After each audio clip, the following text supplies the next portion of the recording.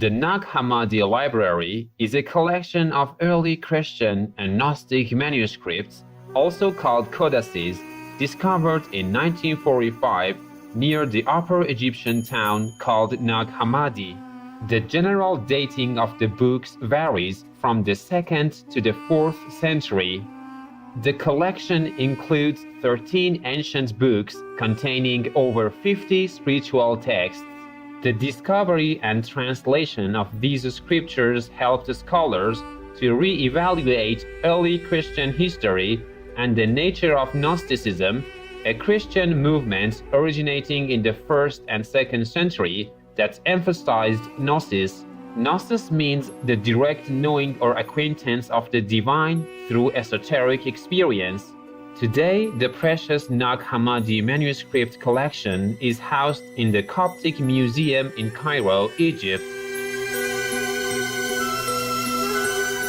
Today, we continue with a selection from the Nag Hammadi's treatise on the resurrection, also known as the Letter to Reginos, as well as a passage from the tripartite tractate. In the second part of the Letter to Reginos, it is affirmed that resurrection can be reached any time when one overcomes all divisions and invisible bonds in one's life. The tripartite tractate will describe the incomprehensibility of the one and only Father.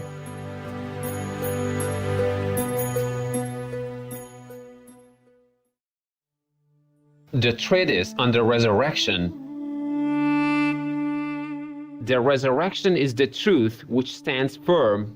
It is the revelation of what is, and the transformation of things, and a transition into newness. For imperishability descends upon the perishable, the light flows down upon the darkness, swallowing it up, and the pleroma or spiritual universe fills up the deficiency. These are the symbols and the images of the resurrection. He it is who makes the good.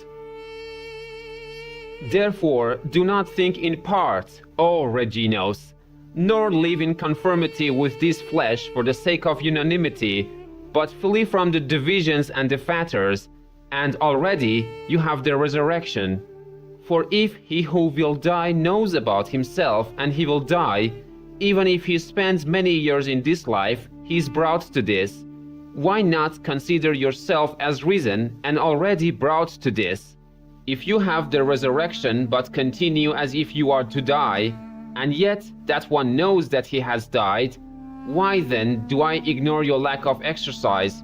It is fitting for each one to practice in a number of ways, and he shall be released from this element, that he may not fall into error, but shall himself receive again what at first was.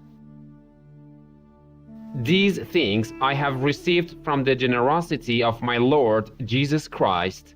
I have taught you and your brethren, my sons, considering them, while I have not omitted any of the things suitable for strengthening you. But if there is one thing written which is obscure in my exposition of the word, I shall interpret it for you all, when you all ask. But now, do not be jealous of anyone who is in your number when he is able to help. Many are looking into this which I have written to you. To these I say, peace be among them and grace. I greet you all and those who love you in brotherly love.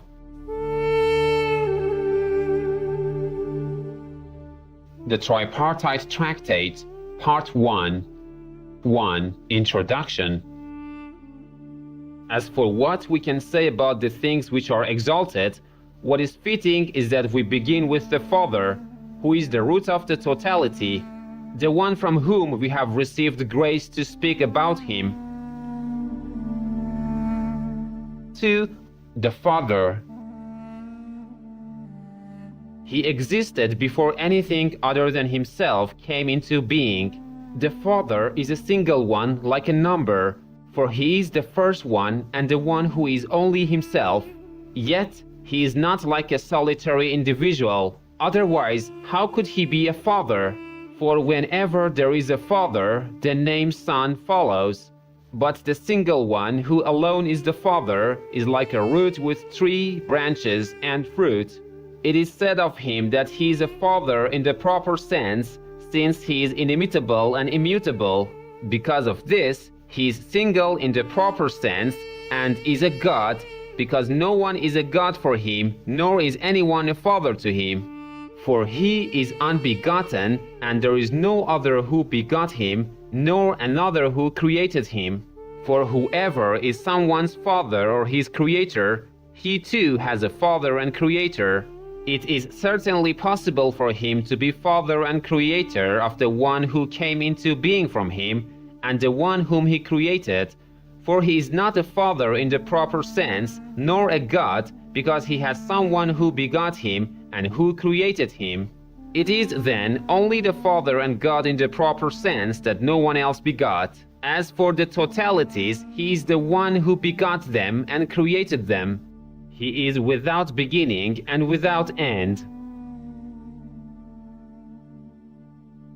Not only is he without end, he is immortal for this reason that he is unbegotten, but he is also invariable in his eternal existence, in his identity, in that by which he is established, and in that by which he is great.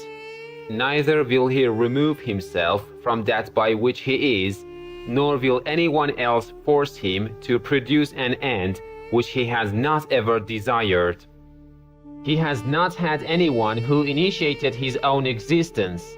Thus, he is himself unchanged, and no one else can remove him from his existence and his identity, that in which he is, and his greatness, so that he cannot be grasped, nor is it possible for anyone else to change him into a different form, or to reduce him, or alter him, or diminish him, since this is so in the fullest sense of the truth, who is the unalterable, immutable one, with immutability clothing him.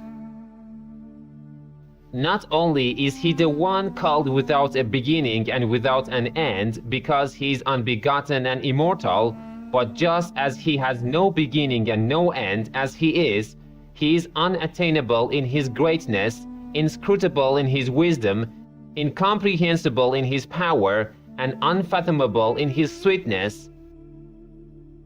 In the proper sense, he alone, the good, the unbegotten Father, and the complete perfect one, is the one filled with all his offspring, and with every virtue, and with everything of value.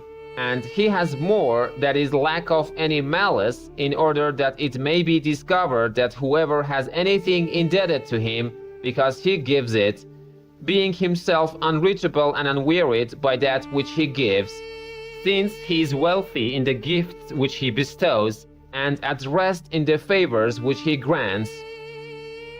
He is of such a kind and form and great magnitude that no one else has been with him from the beginning, nor is there a place in which he is, or from which he has come forth, or into which he will go, nor is there a primordial form which he uses as a model as he works, nor is there any difficulty which accompanies him in what he does, nor is there any material which is at his disposal from which creates what he creates, nor any substance within him from which he begets what he begets, nor a co-worker with him working with him on the things at which he works. To say anything of this sort is ignorant. Rather, one should speak of him as good, faultless, perfect, complete, being himself the totality.